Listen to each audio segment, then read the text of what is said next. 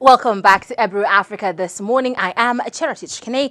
Now, from the news, let's dive into the world of social media, highlighting some of the stories making way across the social site of Twitter here on Trend. Well, if you look at here on my right, let me take you to the 10 most leading topics in the country at the moment.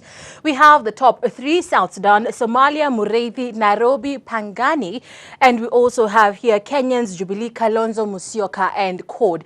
But let's begin with with our country first, where we start with Mr. Mureithi. Now, Mureithi is a local political journalist here in Kenya, where yesterday he was snubbed by former Vice President Kalonzo Musyoka because of his affiliation to a particular tribe, where he says his name betrayed him. So this has sparked outrage in the journalistic fraternity, where they have called for the former vice president to apologize for his actions, which he has both verbally and written. So over here, I can take you to where he actually put a written statement. So we can read the headline there: statement from the Honorable Kalonzo Musyoka, party leader of the Wiper Democratic Movement and vice president, former. There we have.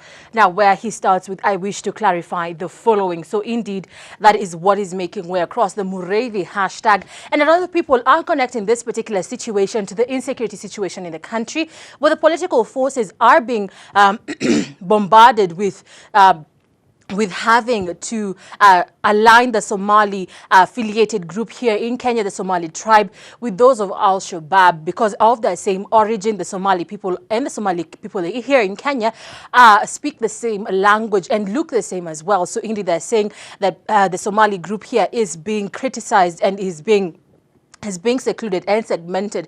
So they're saying if the country can come in unison, in one accord, during the Mureithi when Mureithi was being here segmented by the former vice president Kalonzo Musyoka, then Kenyans should be also outraged and flabbergasted by exactly what is happening on the ground with the Somali community in the country. So that is what is making way across the social hashtag of Mureithi.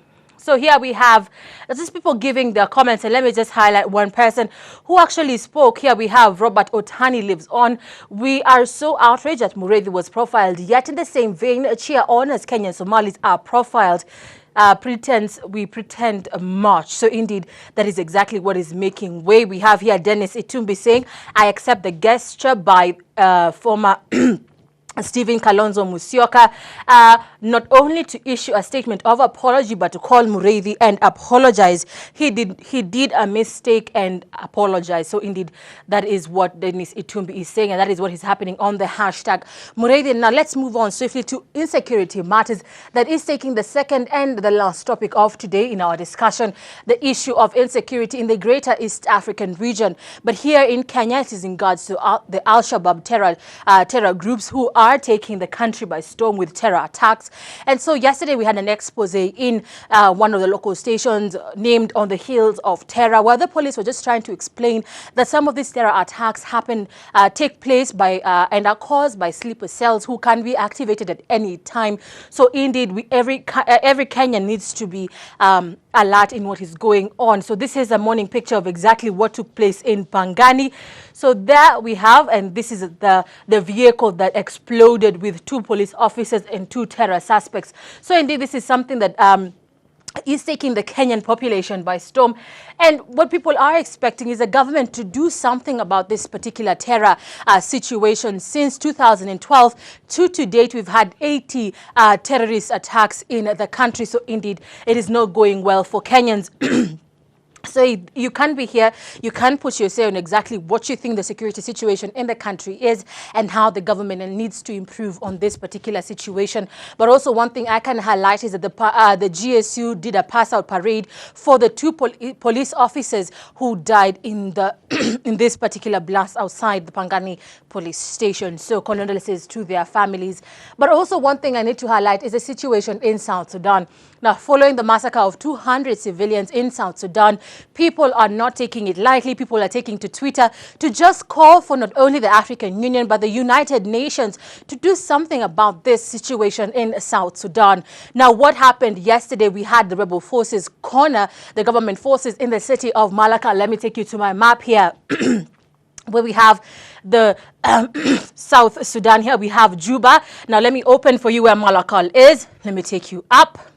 This is where Malakal region is. If you move towards your west, you have the state of unity, the town of BN2. Let me try and see if it can come. Here we are.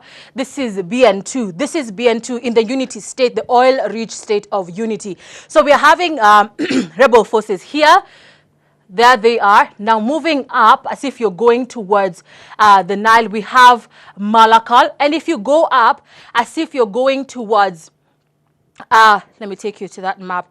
As if you're going, this is Malakal, so BN2 is here, Malakal is here, and Rank is actually here. Let me take you to that. That is Rank. So they have cornered the government forces in the region of Malakal, killing their supply of ammunition and also food as well. So what the general spokesperson for the rebel forces, Mr. Luwal, has said, Mr. Louis Ruwai has said, is that indeed the rebel forces are taking key control of states in South Sudan, and it's just a matter of time for the rebel forces to take control of the government, which they say is incapable of handling the matters of South Sudan.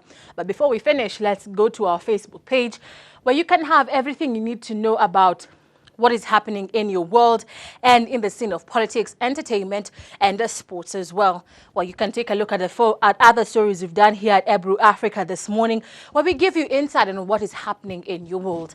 I'm Charity Chkene, and that was all for On Trend today. Goodbye.